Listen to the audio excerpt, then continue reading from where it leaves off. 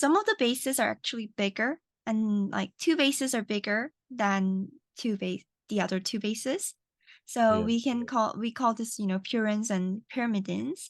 So Mm. if you look at the actual chemical structure, adenine and guanine are bigger than thymine and cytosine. The fact that adenine always bonds with a thymine, and then a bigger one associates with a small one, and then a guanine, another bigger one, associates with the cytosine, which is another small one, keeps that length between the bases identical throughout the strand of DNA. So then it's not like some irregular strands, for example, like, it's not like some weird bumpy strand like this with some being shorter than the other, like that. Hmm.